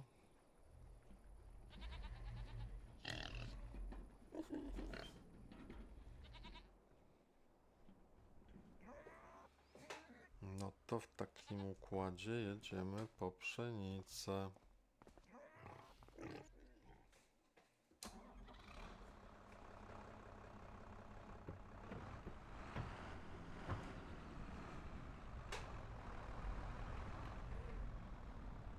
Tak się zastanawiam, czy tego gdzieś nie wysypać tutaj, ale chyba nie. Można by z tego ewentualnie stojak pod Big Baga zrobić. Oj, to by nie był głupi pomysł, żeby zrobić tutaj gdzieś stojaki pod te Big Bagi. Oj, się zagapłem. I sobie taczką podjeżdżać pod te stojaki i brać z każdego rodzaju. Trzeba by kukurydzę czy to sorgo jeszcze zakontraktować.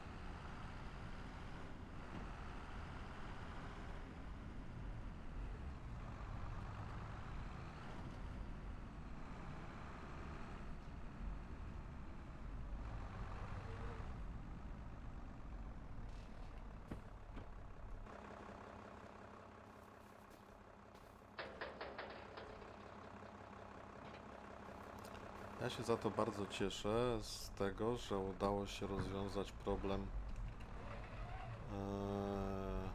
winnicy tak naprawdę.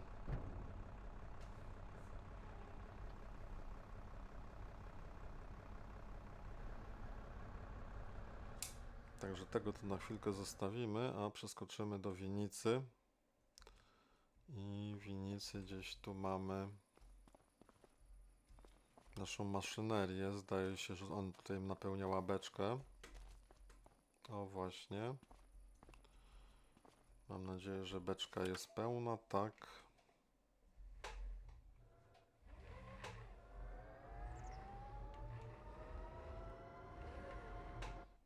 Zawsze tutaj tak jakoś przy tym narożniku wycyrkluję. No spróbujmy. Jest, jako tako się udało.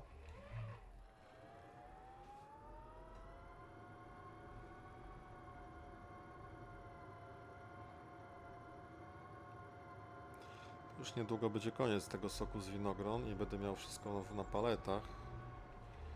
Więc będzie gotowe do sprzedaży, nie?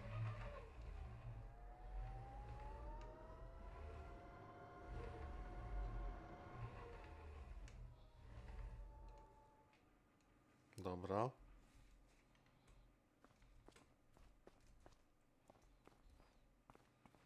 Kurczę, znowu jestem w tym.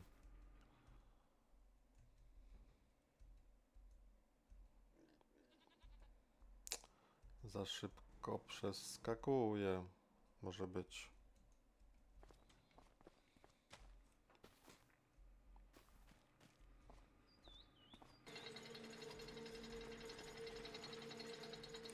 No to jest wada tego rozwiązania, że na tym paleciaku zwykle ląduje gdzieś w ścianie. Ale nie dzieje się tak za każdym razem.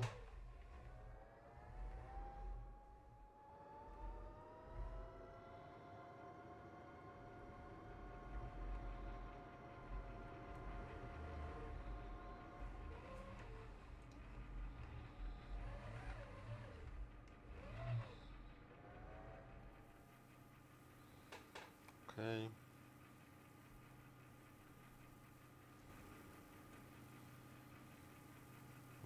Jeszcze jeden kurs się nada.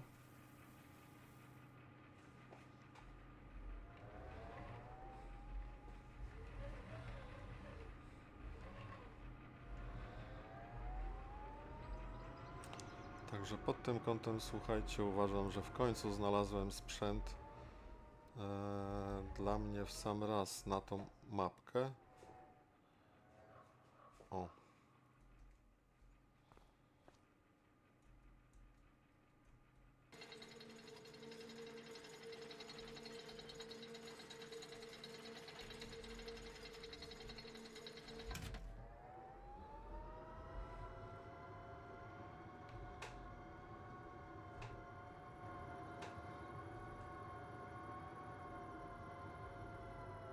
Idziemy z beczkami.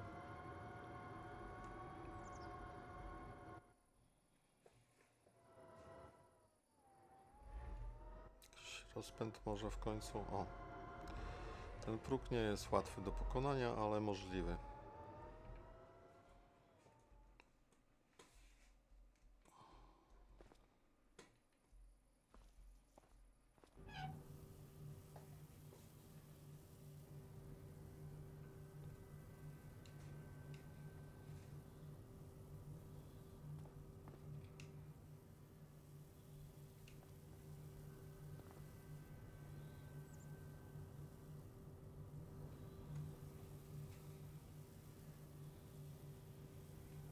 No i czy to będzie koniec z tego soku, czy jeszcze coś będzie?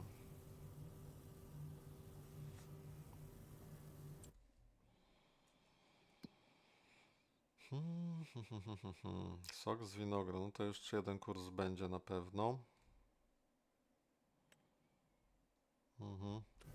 Ale to już będzie na kolejnym odcinku, bo ten odcinek właśnie chciałbym tutaj zamknąć tym wózkiem, który tutaj uważam, że sprawdza się fajnie i można bez większych problemów nim tu sobie pogrywać. No są tam z tym wejściem w mur, ale to na niemal każdym urządzeniu, jakie używałem, w ten mur dało się wejść. No i gaz do dechy, słuchajcie, i się nic nie dzieje.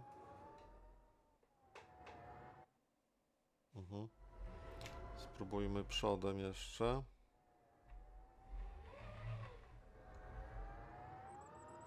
No przodem przeszło bez większych problemów. Taki widok z beczkami jest bardzo fajny w sumie.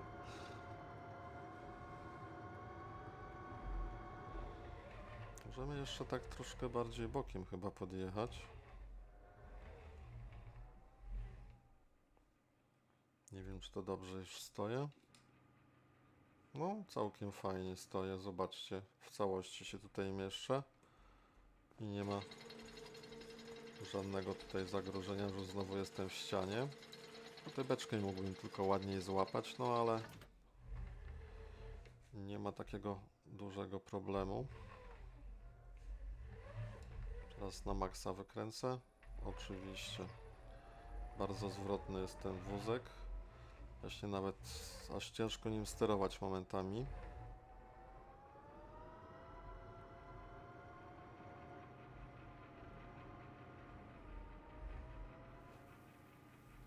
Dobra. No i z tych beczek samo ucieka, że tak powiem.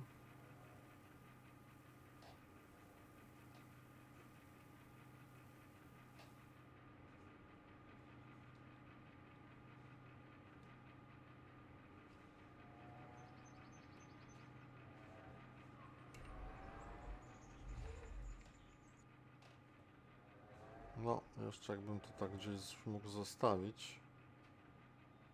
No, odjedź.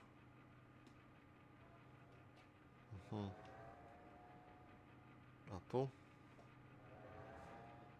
No nie mogę tego zdjąć teraz, to ciekawe.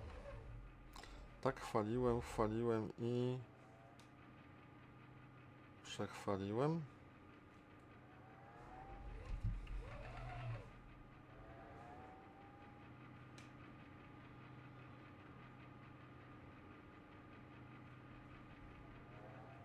No jak się uczepiło, słuchajcie.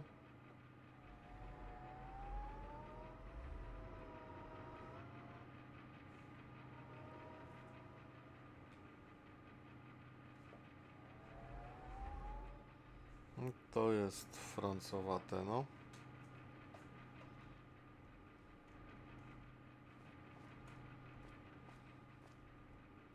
Chwycić tego też za bardzo nie mogę. No trudno, to tą paletę ostatnią z tego soku inaczej zrobimy. A na razie odjedźmy. Może nam się to uda na dole odczepić.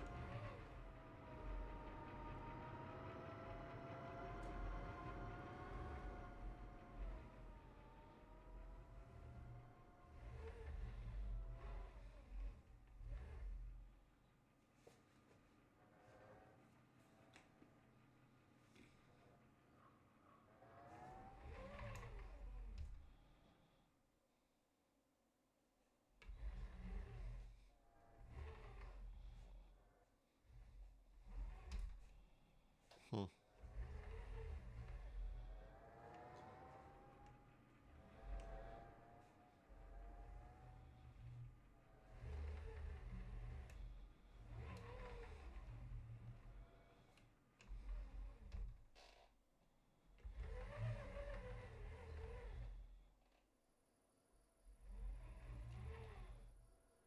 No i fajnie. I stoimy.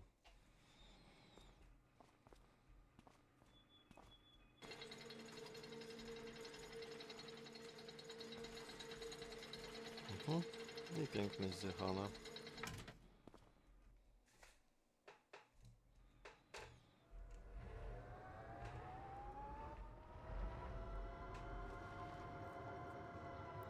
Jedźmy ostatni raz napełnić te beczki.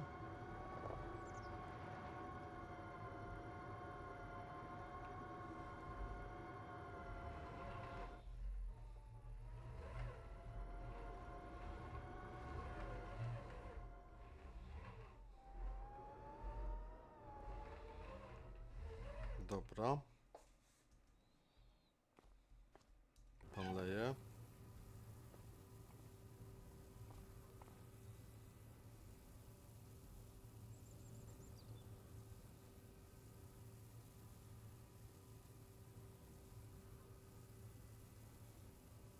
No. I to będzie na tyle. Zaraz ostatni transport.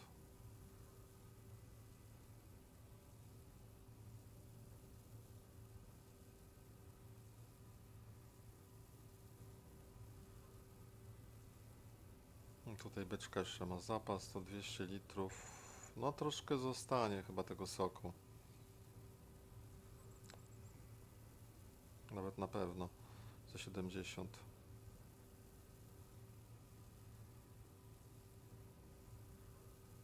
A nie, bo to patrzę w kilogramach, a nie w litrach, a to było 650. No dobra, no to mamy wszystko. Wypada teraz tylko wrócić.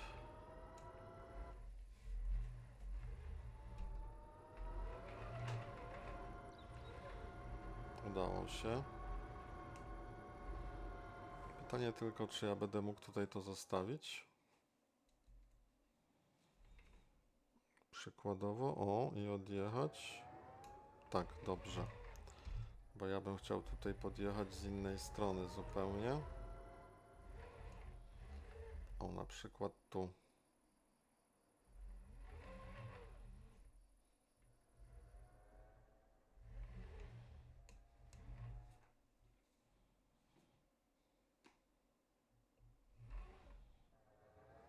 O właśnie, o to chodziło. O takę Polskę żeśmy walczyli, o takę.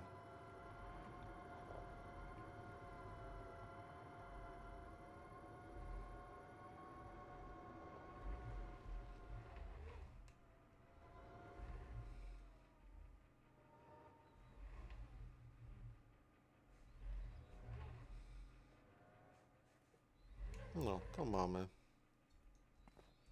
Mamy to.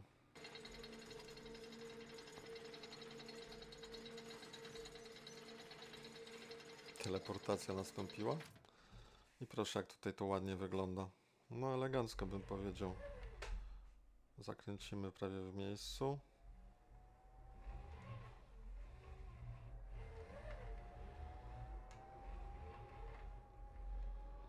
Jedziemy zostawić te beczki. Mam nadzieję, że tym razem dobrze się zostawią.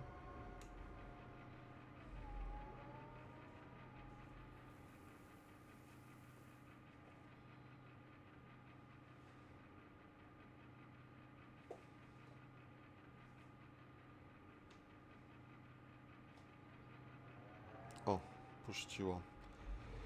Uff.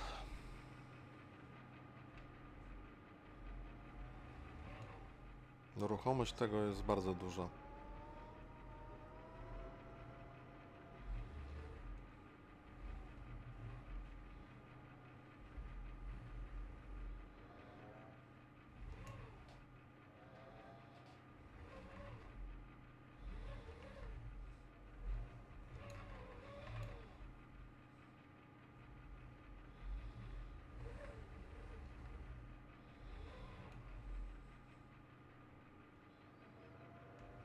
Hop.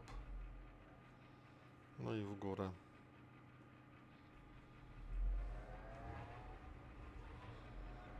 No i ta maszynka jest fajna, tylko widzę, że już muszę do niej ładowanie załatwiać. Bo dosyć szybko to ładowanie ucieka.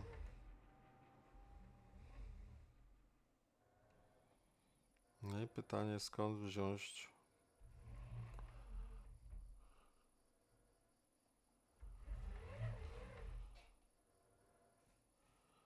No i nie spadnij, elegancko, już stoimy. Skąd wziąć stację ładowania?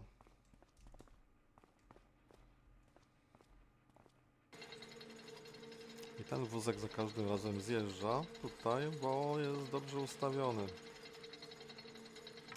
No, elegancko.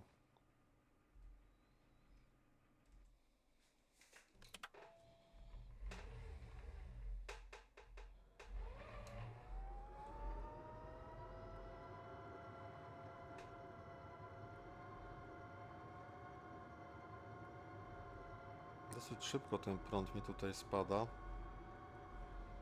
Więc faktycznie jest tylko taki mały szkopuł.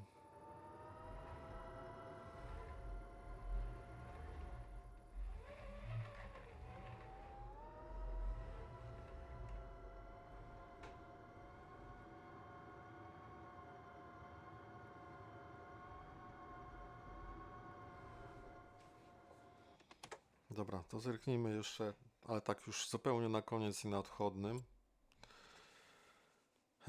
Jak to wygląda z tym stacjami ładowania? Gdzie to będzie? Słuchajcie.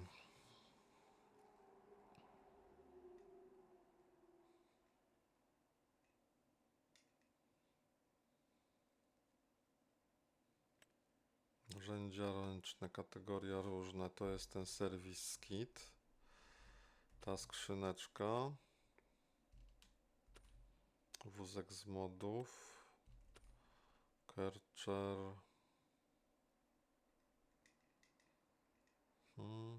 Tu. Isaria. To jest do pobierania próbek. To.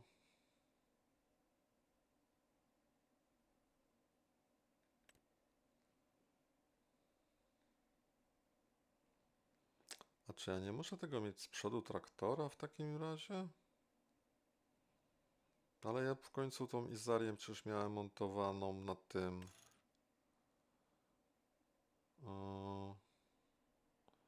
O, tu z obciążnikiem jest wersja. Jakie cwane.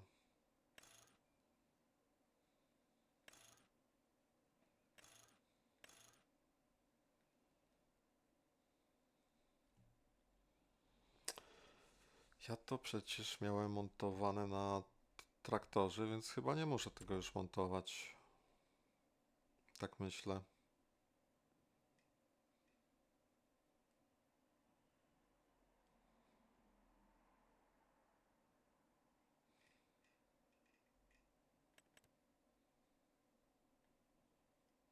To taki wózek do samochodu.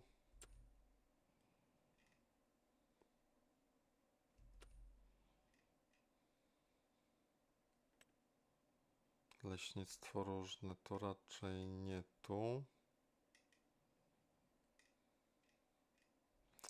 Chyba że to jest w budynkach, tak myślę. No to zobaczmy w budynkach.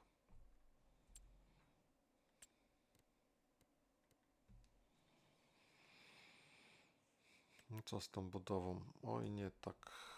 Nie psuj. Silosy do budowy, zbiorniki, narzędzia. O.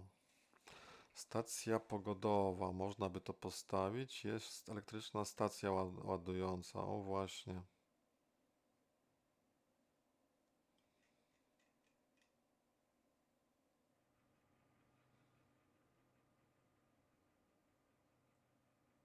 Zachodzi na inny obiekt. A coś tu tutaj jest, że to na to zachodzi. Gdzie by to postawić, żeby to było fajnie?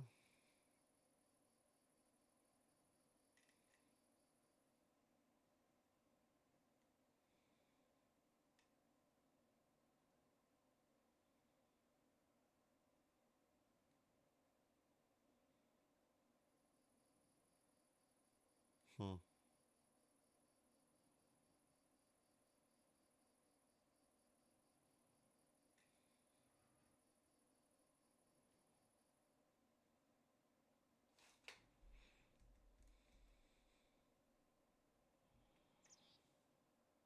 na rogu budynku. Czy też może...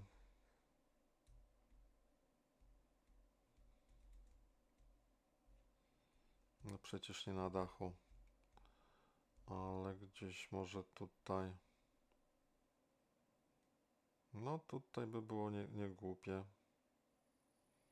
Jakby ona sobie tutaj stała. Hop.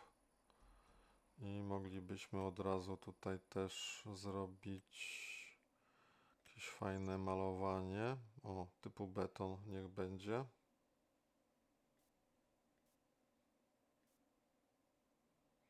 No i stoi sobie tutaj ta stacja. Jest ok i możemy teraz tam podjechać i się podładować. I w ten sposób nam się klamra zamyka z tym sprzętem. Kosztował nas 10 000, z czego około 5 czy 6 w ratach, a 5000 ta ładowarka, tak? Teraz ja nie wiem, co to tutaj należy zrobić, żeby to zadziałało. A wrzucić monetę, czy o co chodzi?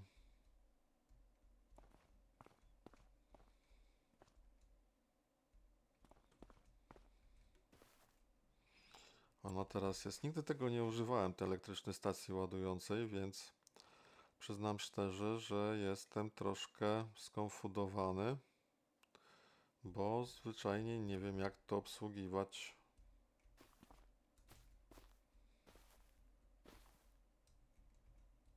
Hmm.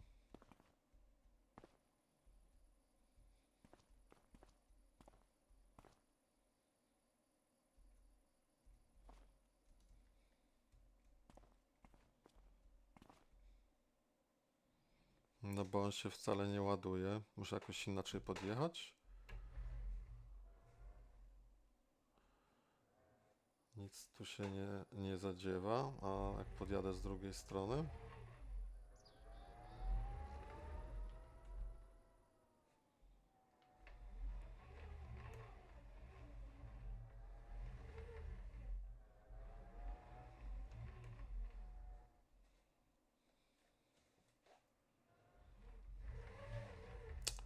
A miała być taka piękna klamra, a tutaj nic się nie dzieje.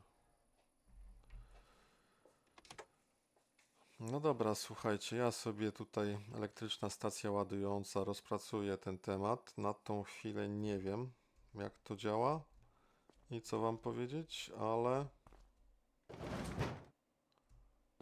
uważam, że to powinno działać.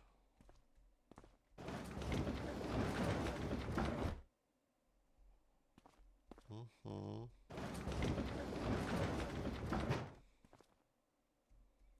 Jest tu jakiś konektor, o ile dobrze widzę. No właśnie, co, kabli mi brakuje?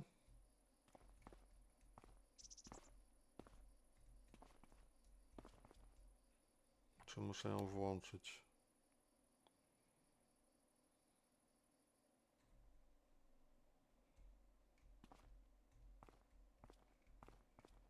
Czy trzeba zupełnie z boku podjechać tego ustrojstwa, bo to ma green 1, green 2. Podjedźmy z boku i zobaczmy.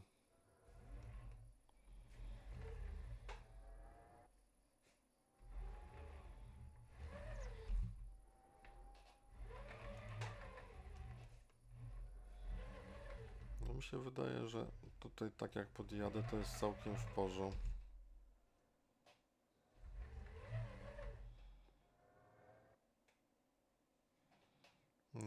No, powinno działać. Dobrze, kochani, nie wiem dlaczego nie działa, ale tak jak mówię, zdoktoryzuję się, dam wam znać. Trzymajcie się, zdrówko dla was. Cześć.